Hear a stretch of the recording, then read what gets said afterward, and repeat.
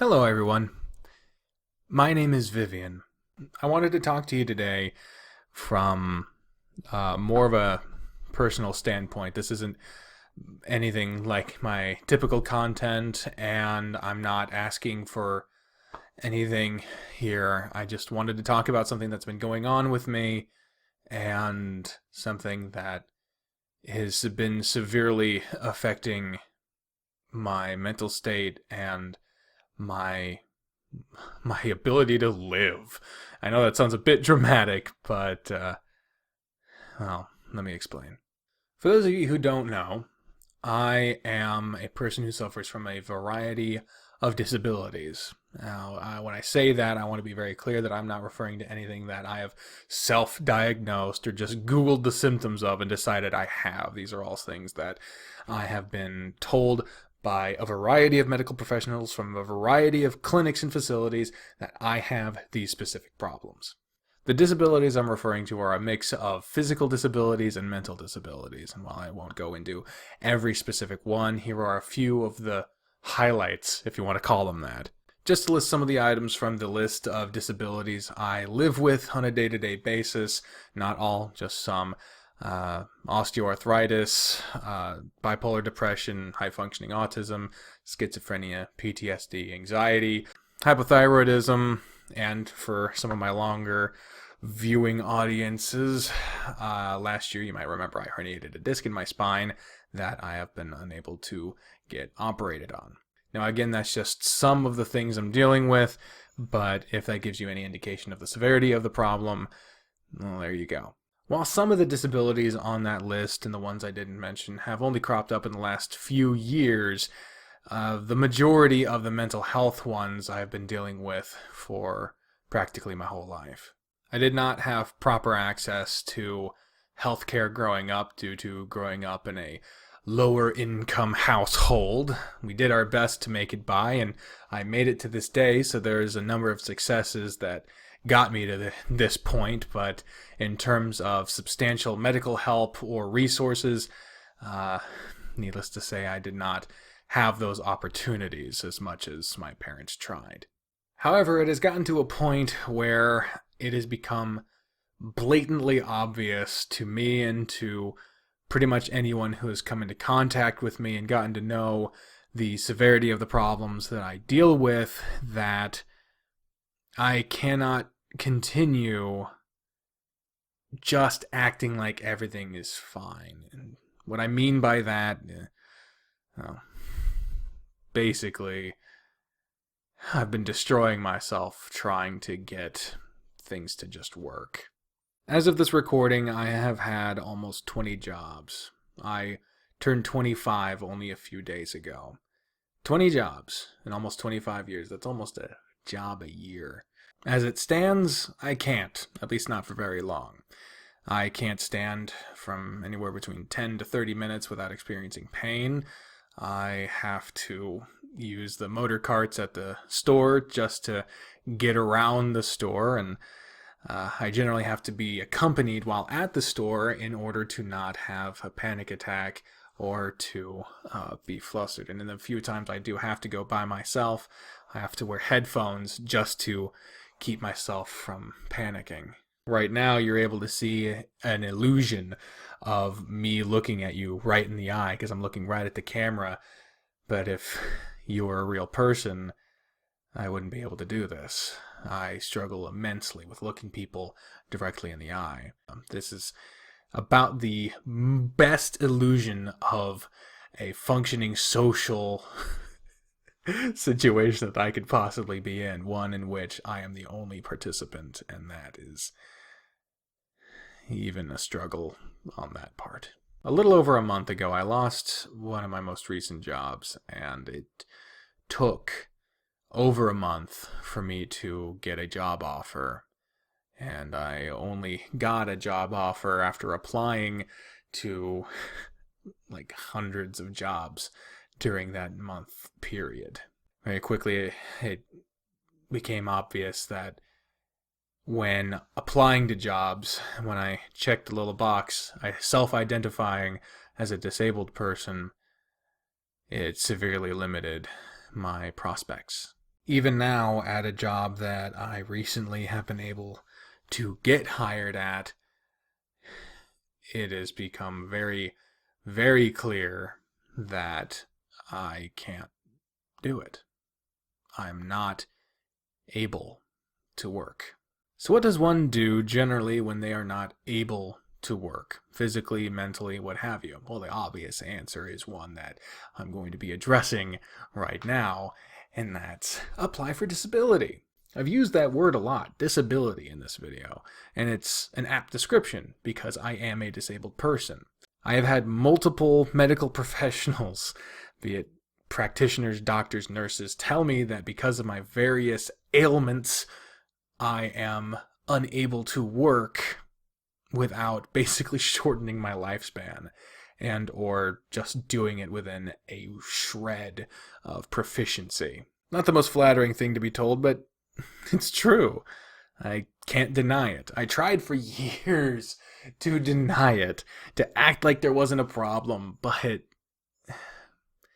when I look back on my job history and I saw why every job ended, it almost always had something to do with the fact that I physically or mentally could not handle it anymore. But there's almost 20 instances on my job record of me leaving an income behind or being removed from my income because of my inability to do entry-level tasks. So there's no denying it. I am a disabled person. So in 2016, when I was living in Kansas, I applied for disability for the first time. And after a couple months, I received some paperwork, filled it out, sent it back through, received a evaluation request. I had to go to a independent expert of some kind in the mental health field, whatever his title may be. Because I had applied for disability just from my mental health disabilities. Because at the time, I didn't have a diagnosis for my osteoarthritis, or I hadn't herniated the disc in my spine, and I didn't know I had hypothyroidism either, so I was really just applying for mental health problems. But the thing is, this was in Kansas, and Kansas ranks among the worst in approving people for disability. So I went in for my evaluation, and the doctor I had to talk to made me feel like actual shit. Like actual unsolicited fecal matter that you did not want to deal with and wanted out of your office immediately. He just treated me so terribly. It was almost a scarring circumstance to be in, and it startled me so badly I had to hide at a friend's house and just cry. I mean, the list of disabilities I've already listed to you alone should indicate that if I was put into a room with a stranger who was drilling into me with as little empathy and sympathy as possible, it could be a little freaking stressful, a little emotional. The little waterworks got worked up, and he had the gall to yell at me about making noise in his office. Now, I wasn't in there screaming, hollering, and ranting or anything, but the dude yelled at me for getting emotional because he was treating me like I was a liar about being mentally ill. How this person still has a license, I have no idea. So surprise, surprise, I got denied. And at the time, the idea of doing a hearing and an appeal was just absolutely horrifying to me.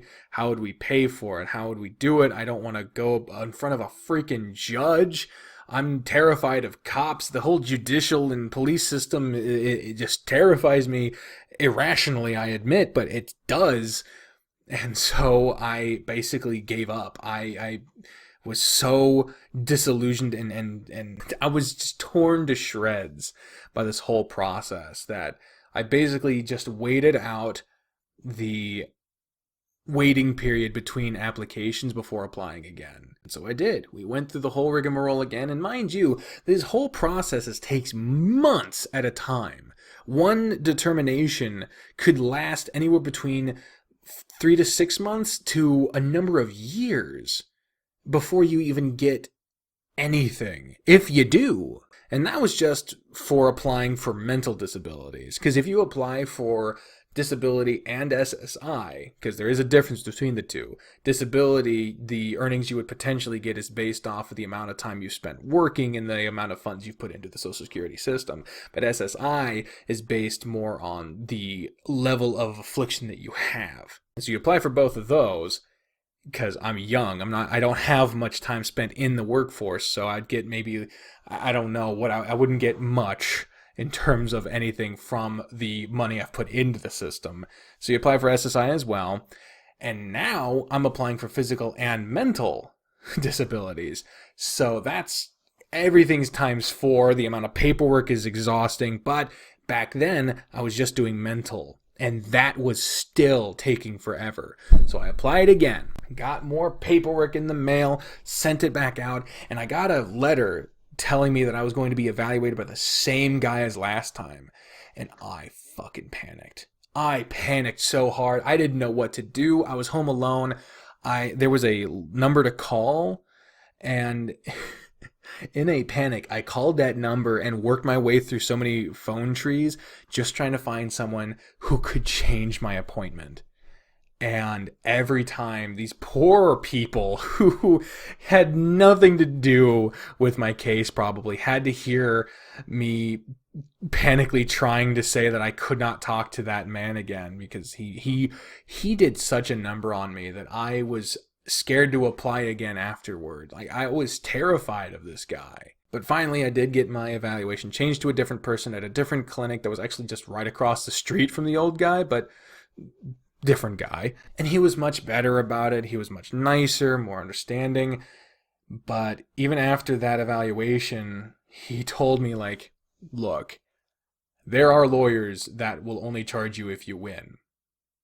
Just keep that in mind. And I was like, wow, that makes me feel confident. So as you might expect from someone who recommended a lawyer to you when you're getting evaluated for your disabilities, yeah, I got denied again. And now at that point, I didn't want to go through the appeals process because it wouldn't be long after that I was going to be moving up to Illinois. So yeah, I couldn't stay in Kansas and fight the system because I was going to leave. But the plan was that once we got up to Illinois, I would apply for disability, new state, starting off fresh. So come August, the month we moved up here, I applied for disability. And months went by, I hear nothing. Nothing! I still had to find work. And again, I went like a month applying to dozens and dozens of places, with no one replying. And there was no pandemic at the time. It literally just came down to you check the box saying you're disabled, we don't want to deal with you. But think about that before we move on. Think about what I'm already dealing with. I have been told that working means that I will shorten my lifespan. I've been told I cannot work and that doing so is unhealthy for me. But I have no choice because nothing is helping me. I have no rich family members I can get financial help from. I've got no community in terms of locality to rely upon, no local friends or family to help me. I had just moved to Illinois. I didn't know anyone other than Bree's family, and they're all struggling too. So I need to make money. I can't work, but you have to work to make money if you're not getting help from anyone or any organization, agency, whatever. But no one's hiring me. So I'm spending all this time trying my best to get a job, to get employed, to get money that I know will destroy me because I have no choice. And all the while, I'm being treated like I'm not trying because it wasn't obvious what was going on. I tried to express it, but It was not apparent to those around me, excluding Bree. She obviously understood it. She was the one that convinced me to be a homebody to begin with, and that's our end goal. But to others that were around me, I'm already dealing with this terrible situation, and then I'm being ridiculed and belittled because apparently I'm not trying hard enough. And that's what it seems like when you have mental illness. It's not like you're on crutches or in a wheelchair or have a cast or anything like that. And that's not saying that any of those are more or less legitimate than mental illnesses, but my point is that it's non-obvious. It's non-visual. So to the some that were around me, and some still believe it, that my problems were not severe enough that working was a problem. And so that created one of the most terrible environments I've ever been in. And that's saying something, considering I left my childhood with a diagnosed case of PTSD. But finally I found a job at a company I'd worked for before because the manager did not see my application. They couldn't see it because the system was down. And so after a month of applying to places, I got 2 job offers, and it was because both places did not look at my application beforehand. The only 2 places, because they couldn't see the box that was checked saying I was disabled. So I worked from August to April, and only in February did I finally hear anything back from the disability people. And it was when they sent me a packet to fill out paperwork that basically answered all the questions they already had asked, but it's what they have to do. So I fill it out, send it in. They also ask my references. They send them packets to fill out. So they do that. Nothing. Another couple months go by, I get a letter, and it says that they're having trouble getting medical records from one of the many hospitals that I have had to deal with, and that if I don't get records from this hospital to them in 10 days, then they'd go forward with a determination without those records, which could lead to, as they described it, something about an undeterminable dismissal or something like that. They basically said that if I didn't have the records in their hands in 10 days, they would decide how disabled I was without the evidence. Anyone who's ever dealt with a hospital knows that the people there are trying their damnedest, but red tape is all over that fucking place. Getting paperwork out of there is a goddamn miracle if it happens properly. And this was a small town hospital. I called them and figured everything out, and it turns out that the people doing the disability had contacted them incorrectly.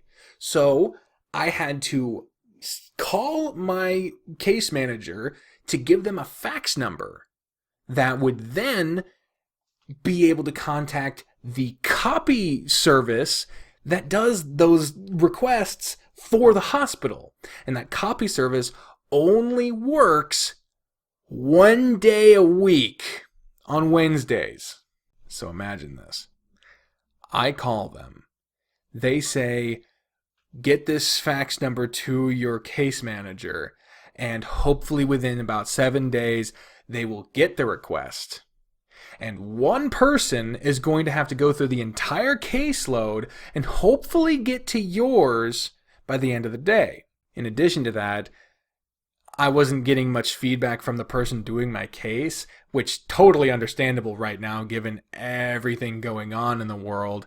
But the problem here is I sent the fax number to my case manager and I didn't know if they had gotten it. So the next Wednesday comes around, because they did it every Wednesday, and they hadn't received the request yet. It had been 7 days. Couldn't wait another week, they'd be over 10 days.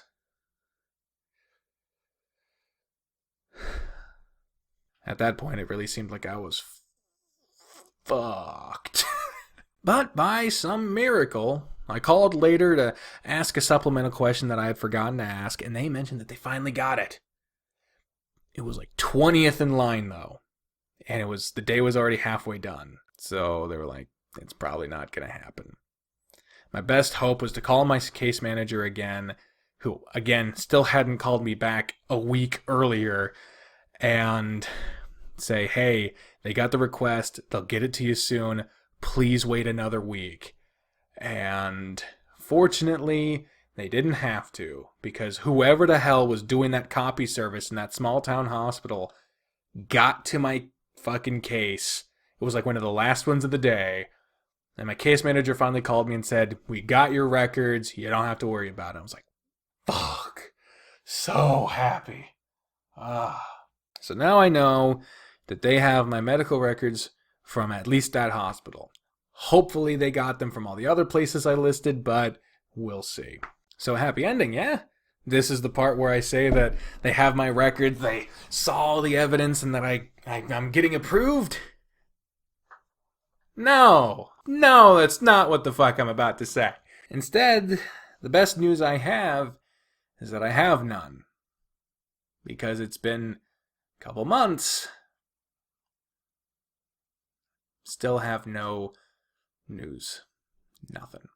I have checked the website every day to see if they've reached a determination yet. Because I figured they'd reach the determination before they'd send me a letter to tell me.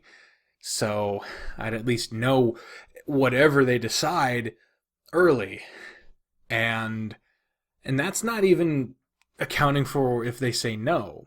Because from what we've been able to see, it seems to be a 50-50 split whether you get approved or denied.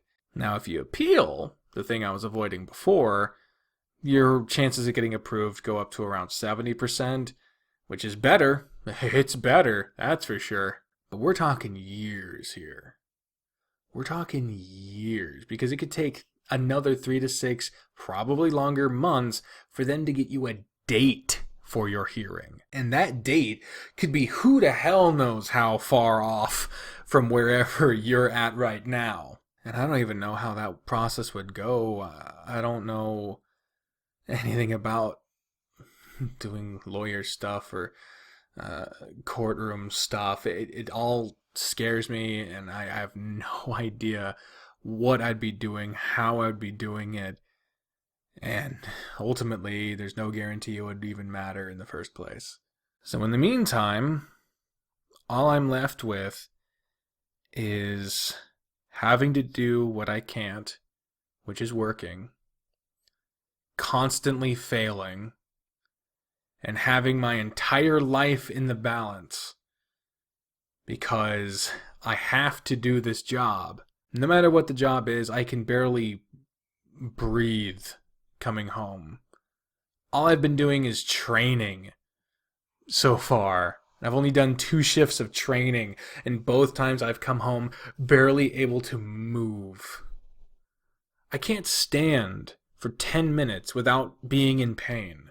And I get so easily overwhelmed that I'm literally talking to no one right now, and I'm still getting flustered. I've been recording for almost an hour. I don't know what point this has been edited down to, but if you look at the timestamp, I guarantee it's less than wherever it is while I'm recording, because I've been that messed up, and I've messed up that many times. I've had to take breaks, and it's so much, man. It's so much. To cut everything down to its barest minimum form, I can't work, but I need money. And I have to work to get money. But if I work, I can't be disabled, because to get disability, you can't be able to work. And that circles around to, I can't work, but I need money. I don't know what to do. I feel like I have complained so much on this channel about my mental problems, and have had to mention so many times that I'm struggling for money that it's getting old at this point, to me at least, if not to anyone else.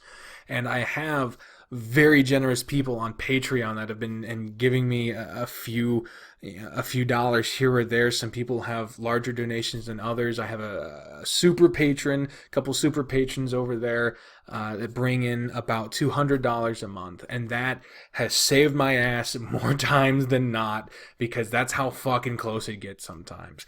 We've been overdrawn a few times, and we've had to get financial help on individual basis from family who can't afford it, and been relying on like birthday money here recently. And I don't even know what I'm trying to get from telling you all this. I don't want to turn this into a fundraiser. I don't want to turn this into a Patreon drive. Honestly, it would make the most sense to do that if I could put up a GoFundMe or something like that, or I don't know how any of that would work, but essentially I need to make enough money every month to be able to supplement what I need to get from working to last until I maybe get disability, if I get approved for that, which could be years away. And in the meantime, I literally can't even stand to think about going to work because I'm that terrified. I've lost so much sleep and have panicked so hard. I've panicked myself into physical illness. Just being scared about it all and not being able to handle it, and just knowing that I have no choice. I can't be disabled with this system. I can't act like the problems I deal with on a day-to-day basis that already make it hard enough to live. I can't act like those things are real and still live. Can't afford lights or food or water without money. And if you can't work, no money. The worst part is that trying to work through it all and destroying myself at the end of every shift has gotten harder and harder. Back in the day when I was working for a different coffee shop, I was 19 years old and I experienced symptoms of a heart attack because I was so stressed and destroyed. And even back then, I started work at 18. Even back then, I could not walk properly or think right or anything after work. And 7 years removed from that, doing that at every job and failing every time, it's gotten to the point where I can't even sit at a computer and fucking train at my new job and just read shit without getting overwhelmed. I was doing a very simple task at work the other day, and I almost ran and hid in the bathroom in the middle of it. Not even like, excuse me, I just almost just fucking ran. And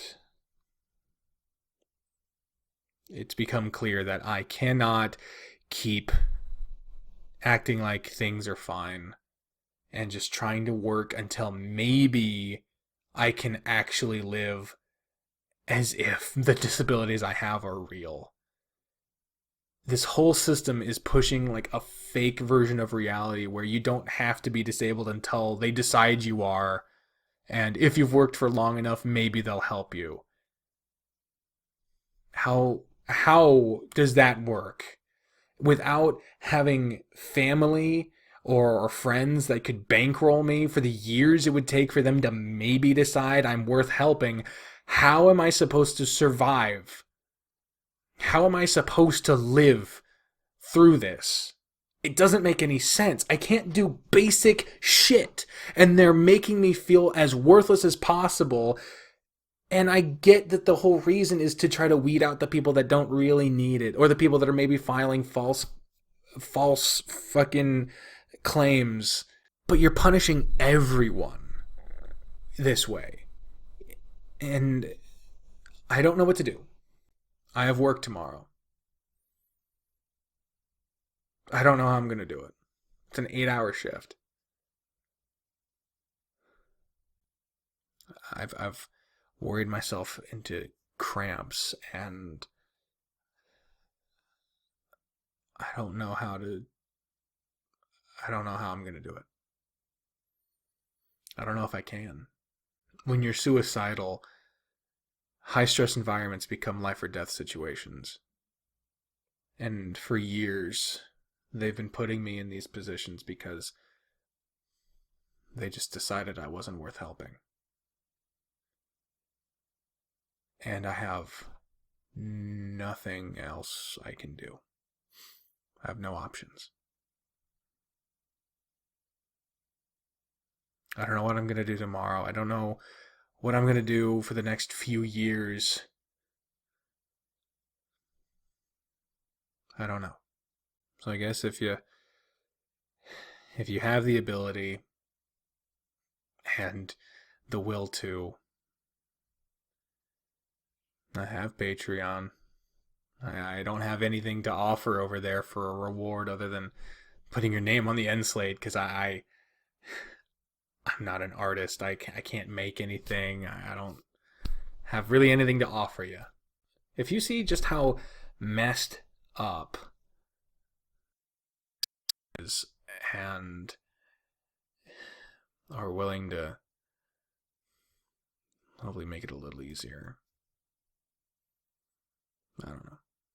Sorry that this isn't the most uplifting video. This is what I've been dealing with for years, and I figured putting it all in a video to summarize it and explain it to those who might wonder why I disappear for weeks at a time, or why sometimes it just seems like everything is going bad for me. The situation has robbed sleep and life experiences and years off of my life.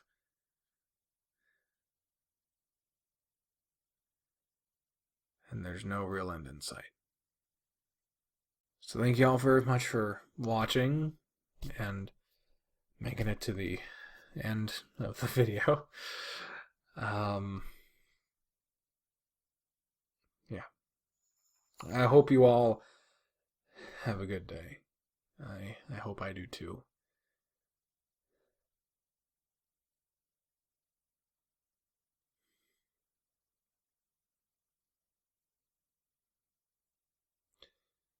I'll talk to you all another time, right?